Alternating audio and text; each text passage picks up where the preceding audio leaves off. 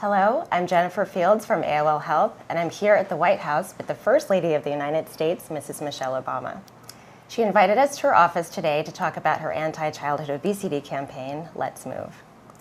The campaign comes in response to some startling statistics about children today. Nearly 1/3 of our young people are obese, which means they're at a greater risk for diabetes, heart disease, and high blood pressure. Let's Move calls on the entire nation to help turn things around. All week, AOL has been taking your questions to find out what you would like to ask Mrs. Obama about her initiative. We heard from thousands of people across the country, but if you're watching now and you would still like to ask a question, you can. Simply submit your questions for Mrs. Obama at the White House Facebook page. Mrs. Obama, thank you so much for inviting us here today. It's my pleasure. Welcome to my White House office. Thank you. Your family has really been a role model for physical fitness. Can you tell us about the initiative and why you decided to create this program for the families of America? You know, this issue has been a personal concern to me because I've got young children, and there was a point in our lives when we were probably like most families, two busy parents, not enough time to cook at home, eating on the run, and I started to see some changes in my kids, some pointed out by our pediatrician who suggested that we might want to make some changes. And I found that with a few small changes, eliminating snacks, putting more water into the diet, adding more fruits and vegetables, I saw some pretty significant changes in my children. And I thought, you know, if I didn't understand how our eating and living patterns were affecting my children and my families, I'm sure there are millions of other mothers who were in my position, and I thought that this would be a good opportunity as First Lady to use my platform to try to bring some awareness to the issue, to bring a national voice to it, and to give some parents an opportunity to get better information and learn how they can help solve the problem. So it's a personal issue for me. Well, let's get started with the questions submitted by the AOL audience. Our first one comes from Ron Tellis in Portland, Oregon, and it's probably one you can relate to from your pre-White House days. He asks, what advice can you give parents who both work, barely have time to clean their homes or cook healthy meals, and have limited time for outdoor activities with their kids? Yeah. That is the story of every other family in America. I mean, we are living in a time where we just don't have enough time. People are rushed, they're overworked, overscheduled, not enough resources. And as I said, this was the position that our family was in just a few years ago. But the thing that I want people to understand in this campaign is that families can make small, manageable changes in their lives that can have pretty significant impacts. I mean, we did things like we went through our cabinet and we removed as much of the processed food. We removed sugary drinks. I tried to cook a meal, not every day because it's not realistic, but I tried to cook one good meal a week. I started there and then sort of built up. We tried to have more dinners as a family around the table, ensuring that my kids were drinking and filling up more on water.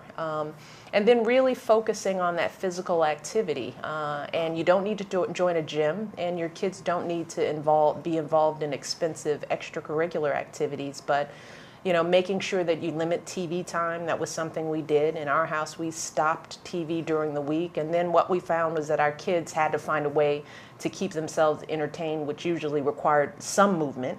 And then my husband and I, the president, he wasn't the president then, but we did things like go outside, throw a ball, turn on the radio, do a little dancing. I mean, you can really make some significant improvements with small changes. And I want people to think in those terms and not whole-scale changes that are going to turn people's lives upside down, because then you can't sustain it. But again, we saw some significant changes with some of these small steps. That's great. Now, we heard from many readers who are struggling to discuss weight with their children. One question comes from Peggy in Western North Carolina. She asks, I was a chubby child. I was very aware of this, and it embarrassed me. My parents never said anything to me about being overweight. It was only when I was in high school and got teased about being fat that I decided I was going to lose weight. How do you empower parents to help their overweight children? I'm sure they don't want to hurt their children. What advice do you have? A good question, Peggy, and it's a sensitive one, and it's something that we all need to be concerned with, because the flip side to obesity can be eating disorders, and we certainly don't want to encourage the reverse trend. And I'm particularly sensitive to this because I have two girls. So one of the things that we try to do in our home is not really talk about weight. I try to make it a point not to spend a whole lot of time talking about weight, or my weight for that matter. And what's important for parents, families, communities to know is that the campaign of Let's Move is not about how our kids look. This isn't, vanity or ego. It's really about how our kids feel, and it's about their health. So what I do with my girls is that I talk about their health. I talk about how important it is to eat right, what that looks like, why that's important. I don't talk about exercise for the sake of losing weight. I talk about it because I tell them that girls should learn how to compete and run and sweat and do the same things that boys do. So we talk about this in terms of an overall health picture. And one of the things I also try to do as a mother is not spend a whole lot of time seeing me obsess about my weight and my health. My husband and I, we try to make a good, healthy lifestyle just part of what we're doing. And generally, our girls tend to want to model what we're doing. So they see us working out on a regular basis. They know that exercise is important. They know that my husband and I both have a sport that we love. We encourage our children to pick a sport and invest in it and learn how to work at something that they're not good at. So it's all about achievement and accomplishment. And we try to talk little or not at all about actual weight. Now, we know President Obama has a love for fast food. So how do you encourage your family to really incorporate some treats but also stay healthy? Right. Yeah, our message in our household is balance. I mean, it's interesting that the president has a reputation for loving fast food, because I probably love it more than he does. He tends to be pretty disciplined about his diet. He doesn't like sweets. He loves vegetables. That's just sort of the natural thing that he loves. But one of the reasons why he and I don't shy away from fast food at all is because we want our kids to know the balance, that healthy eating is about finding a healthy balance. It's not about saying no forever to ice cream and French fries and the things people love, because again, no one could sustain that. But what we talk about is that those are special treats, and if you're eating well most of the time, then there's nothing wrong with having a piece of cake at the birthday party. There's nothing wrong with getting your popcorn at the movie if you're eating balanced meals the majority of the time. So we just try to model what we say. I think our kids are looking to us to be examples. They watch everything we do, how we move, how we talk, what we eat on our plates. If I'm telling my girls to finish their vegetables, you can guarantee they're looking over at my plate to make sure that I finish mine. So we are our children's best, first, and oftentimes only role models. So our goal is to make sure that we're practicing what we preach. Our next question comes from Jane Thomas from Troy, Michigan. She asks, I'm concerned that with budget cuts, many schools are reducing or eliminating physical education time for students. Is there a way to encourage school districts to realize that fitness is essential to students' well-being?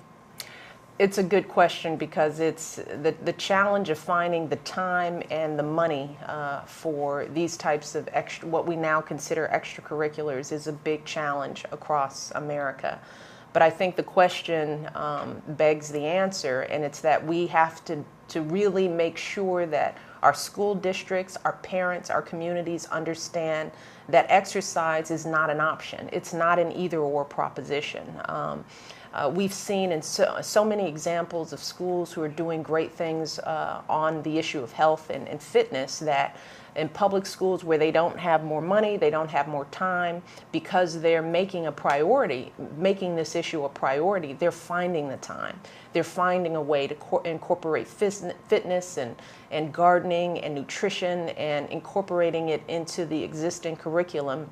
And many schools, like one school that we worked with, Holland's Meadow, which is in Alexandria, Virginia, they're doing some great things with working with parents and communities and principals, and everyone is on board. They understand that they're getting better academic results because their kids are moving around more.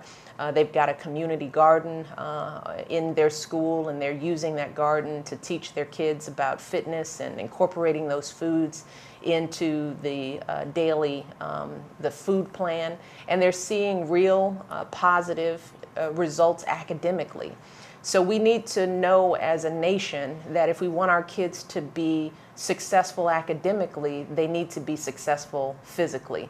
And that means that you can't eliminate sports and activities for the sake of testing. But we do need to do more as a nation to make sure schools are sharing these models. If one school has figured how to do this well with no additional resources, how do we make sure that other schools understand how they can structure things in their communities? Another goal of the campaign is we're trying to get more schools to try to meet the U.S. Healthier Schools Challenge run by the Department of Agriculture. We want to see the number of schools double over the next few years, and this means that schools that are competing to be a part of this challenge are going to find ways to increase activity, improve meals in their schools, and they're going to be looking to other districts to find ways to do a better job at that. But we have to make this a priority in this nation. All right, we're going to take our first live question. This comes from Brianka Clemens. Speaking of physical education. Yes. Physical education is often looked at with dread by some students. Is there a way to change this? You know, I think we should talk about physical activity as play, which is actually what it is. I think it's our job to make sure that this isn't a strain, because our kids can get the recommended 60 minutes of play a day or activity a day that is encouraged. By running outside playing tag. They can get it by riding a bike and jumping rope and dancing. There are many ways that schools across this country are finding ways to make physical education fun. I mean, in my day, folks looked forward to recess in gym. That was the highlight of the day because you were playing kickball. So I think our goal is to make sure that we're not treating this like a task or like a penalty. We just want our kids to move more, and moving doesn't always necessarily mean a competitive sport. It can be a game of duck, duck, goose. It can be freeze tag. I mean, all of these games and activities wind up giving our kids, if they're really engaged and they're having fun, they'll find themselves getting fit and being healthy without even knowing it. And that's always the trick with kids, getting them to do things that are good for them without them realizing it. We have another question from Jennifer Miller, a registered dietitian in Smithsburg, Maryland. She asks a question about where we should focus our education efforts. I conduct educational programs for kids, teaching them about healthy eating, and many of them do know what they should be eating. But when I sit with them at lunch and I see their parents have packed junk food, I feel like we need to put much more focus on educating the parents and adults in nutrition on how to feed their children. What are your thoughts on this?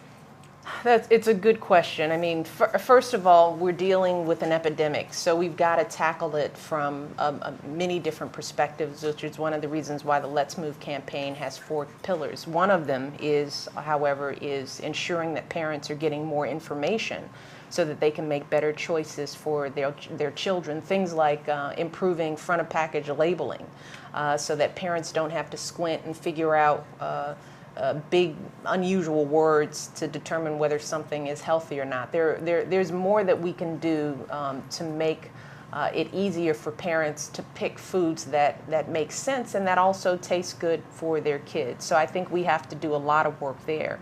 But I think we can do a lot of educating kids directly. And again, there are so many schools who are finding ways to incorporate nutrition education into their curriculums.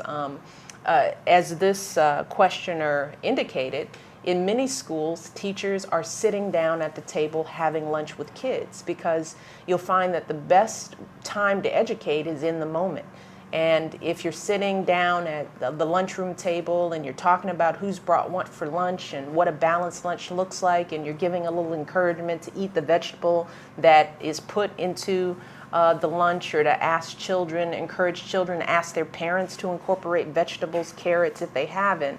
A lot of times it's right at mealtime where teachers and teachers' assistants can have that kind of impact. They can also be role models themselves. If the teachers packed a healthy lunch and the kids are seeing the teachers eating a healthy lunch, the teacher has an opportunity to talk about why did they pack a sandwich with certain kinds of meat. Why is their dessert a piece of fruit as opposed to a piece of candy? I mean, there are so many important opportunities to engage kids and to educate them. Education also depends on the age, because I have a daughter who's in middle school, for example, and she's at the age where she's really curious about cooking. We can educate middle schoolers and high schoolers by really getting them focused on how can they actually fix healthy meals, because they're curious about cooking. They're looking for independence. So I know my kids' ears pop up when they're going to be engaged in making the healthy snack. They'll be more inclined to eat it. So we have to look at different models. You can't treat all kids the same. Different kids, different communities, different age groups require a different approach to education. But it is true, education is the key, because I think we're living in a time when a lot of people in communities don't know what healthy should look like. And some people think a sugary drink that has the word fruit on it is actually good for you. And it may be, it may not be. It depends on what is actually in the drink. So, information is key, because I'm sure that most parents think that they're making the right decisions for their children, only to find out that what they've been buying for lunch is full of added sugars and salts. And we've got to make it easier for families to do the right thing. Our next question is about accessibility of healthy foods. It comes from Scarlett Rose Smith in Killeen, Texas. She asks, I spend a lot of time in Davis, California when my husband is deployed. In Davis, fresh and organic produce is much cheaper and easier to get. When I come home to Killeen, the only places to shop do not carry fresh organic fruit and veggies, and junk food is cheaper. Are there plans to implement new laws or tax breaks for companies so we could get some nice, fresh, organic, cheap food here in Killeen? Well, this is the issue of food deserts and trying to eliminate these food deserts. Food deserts are areas around the country where folks don't have access to a single supermarket where they can buy fresh produce. And unfortunately, 23 million Americans, 6.5 million children are currently living in food deserts in both urban and rural communities. And one of the key pillars of the Let's Move campaign is to eliminate these food deserts completely. We want to do this in 7 years. Because again, we cannot look parents in the eye and tell them to do better. We can't give them the information, but then only to find that they don't live in an area where they can live out those expectations. If you have to get in a cab or ride a bus or walk for miles to get a head of lettuce to buy a salad, you're just setting families up for failure. So eliminating these food deserts is going to be key to the obesity campaign. It's also a critical issue around hunger as well. But again, there are models around the country. Pennsylvania is an excellent example. We visited Philadelphia a few months ago. Secretary Vilsack and the Treasury Secretary Tim Geithner and we spent time in one of those communities that was a food desert. It was a neighborhood that hadn't had a grocery store in their community in more than 10 years. And the thing I ask people to think about is, imagine that you're a child who is 10 years old today living in that community. That means that your parents, with every good intention, would have had to struggle to get you a healthy meal, to put fruits and vegetables in your lunch. That child is 10 years old. By 10 years old, kids' eating habits are set. A lot of their health statistics are set. And this is what's been going on all around the country. But Philadelphia, Pennsylvania, this state came together using incentives, using a food financing initiative that pulled together public funds and matched them with private sector funds to try to encourage retailers and chains to locate in underserved communities. And through this fund in Pennsylvania, they've seen 80 or more new supermarkets opening up in underserved communities. And the beauty is, the store that we visited in Philadelphia, Fresh Grocer, was the shining star in a community that is still developing. They're hiring workers who live in the community. The store is beautiful. The produce sections match any high-priced grocery store you'll see anywhere in the country. And that grocery store is turning a profit. And it is the sort of, again, shining star of that community. So our view is that if we can do this in Philadelphia, a state that has rural and urban communities, we can find ways to replicate this model. And we're looking to do that on the federal level with a healthy food financing initiative of $400 million, forgive me, that's going to be used to attract private sector dollars to try to replicate this Pennsylvania model throughout the nation. But eliminating food deserts is going to be key to solving this epidemic in our children's lifetime. Now we're going to take a live question. This one comes from Becky Clark. Aside from pediatricians, who else is a good resource for learning about good quality nutrition? Oh, hey, Becky.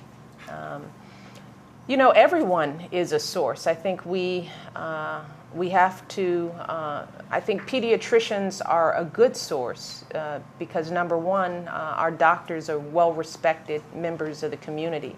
And because most families are taking their children to well-child visits, pediatricians can often be the first point of entry to identify whether obesity is becoming an issue by regularly measuring body mass index. As I said earlier, our pediatrician was critical in just raising the flag for my family that we were even having a problem. Because when you love your kids and you're used to seeing your kids, you think everything they do is wonderful. You think they look cute, you think everything is perfect, and you're right. But sometimes it takes a professional to step in and show you that things may be a little bit off. And we're trying to encourage pediatricians and doctors not just to measure BMI, but to work on writing prescriptions and help families work through easy, doable steps to improve health. So our doctors are key, but teachers and educators are another important point of contact. Our schools will play a significant role, which is one of the reasons why we want to see the Child Nutrition Reauthorization Act passed in this session. This is the key piece of legislation that's going to improve the quality of food in our schools, ensure that school vending machines have healthy snacks. It can go a long way to affecting the way we see food and health in schools. And we need our schools engaged. We need to make sure that Congress swiftly passes what is bipartisan legislation, because this is going to be an important tool for us in the years to come. But we should view in our nation, each and every one of us, business leaders, government officials, athletes, all of us who our children look up to can be a part of the process of educating our children about nutrition. So we all have a role to play in this. All right, we're at our last question. Oh, time flies. Time does fly. Now let's move as a really ambitious goal of reversing childhood obesity within a generation. Mm-hmm. Where do you think we'll be in 5 years? What will our school lunches look like? What will fitness programs look like? And how will local communities be involved? Right.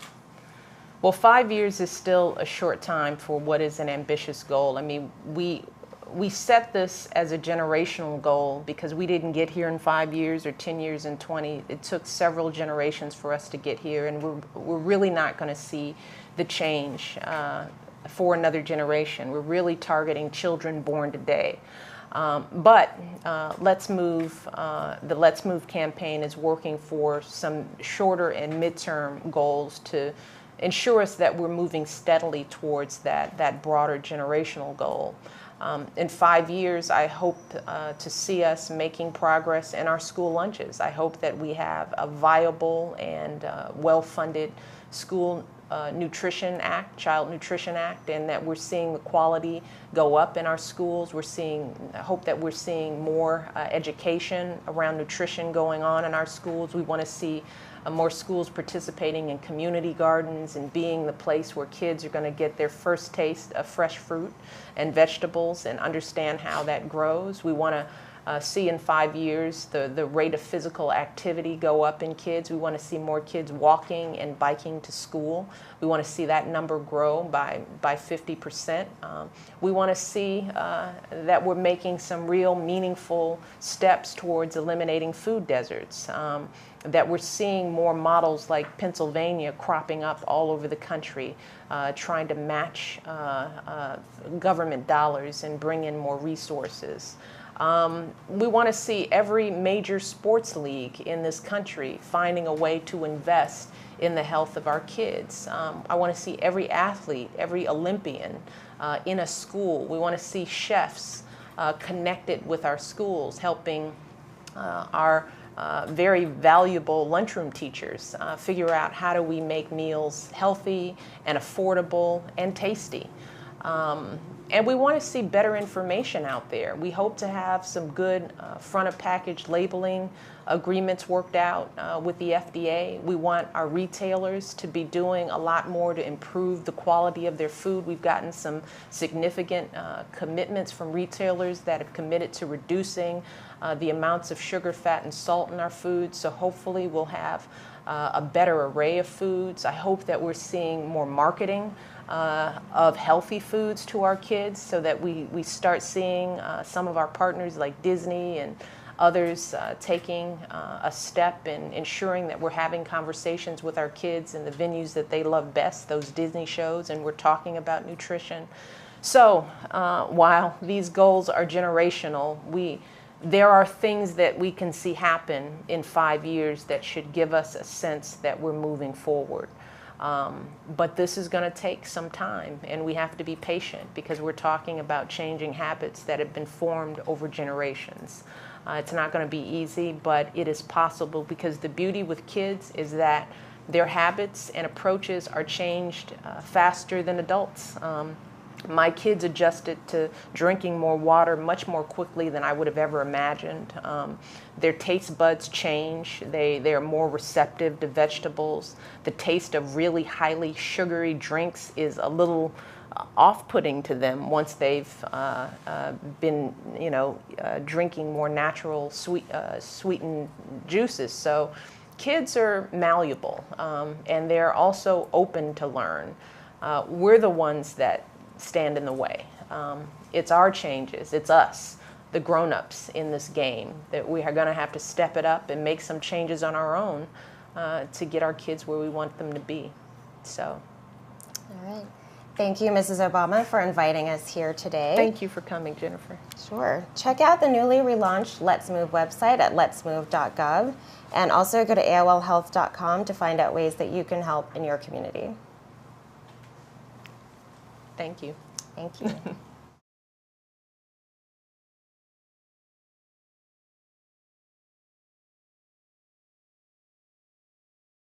Every other family in America. I mean, we are living in a time where we just don't have enough time. People are rushed, they're overworked, overscheduled, not enough resources. And as I said, this was the position that our family was in just a few years ago. But the thing that I want people to understand in this campaign is that families can make small, manageable changes in their lives that can have pretty significant impacts. I mean, we did things like we went through our cabinet and we removed as much of the processed food. We removed sugary drinks. I tried to cook a meal, not every day because it's not. You can. Simply submit your questions for Mrs. Obama at the White House Facebook page. Mrs. Obama, thank you so Jennifer. much for inviting us here today. It's my pleasure. Welcome to my White House Thank office. you. Your family has really been a role model for physical fitness. Can you tell us about the initiative and why you decided to create this program for the families of America?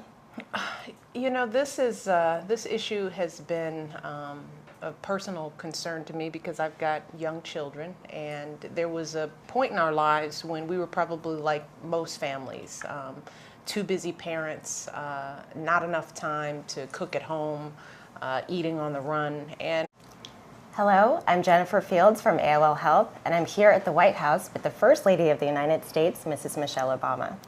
She invited us to her office today to talk about her anti-childhood obesity campaign, Let's Move. The campaign comes in response to some startling statistics about children today. Nearly 1/3 of our young people are obese, which means they're at a greater risk for diabetes, heart disease, and high blood pressure. Let's Move calls on the entire nation to help turn things around. All week, AOL has been taking your questions to find out what you would like to ask Mrs. Obama about her initiative. We heard from thousands of people across the country, but if you're watching now and you would still like to ask a question, I started to see some changes in my kids, some pointed out by our pediatrician who suggested that we might want to make some changes. And I found that with a few small changes, eliminating snacks, putting more water into the diet, adding more fruits and vegetables, I saw some pretty significant changes in my children. And I thought, you know, if I didn't understand how our eating and living patterns were affecting my children and my families, I'm sure there are millions of other mothers who were in my position, and I thought that this would be a good opportunity as First Lady to use my platform to try to bring some awareness to the issue, to bring a national voice to it, and to give some parents an opportunity to get better information and learn how they can help solve the problem. So it's a personal issue for me.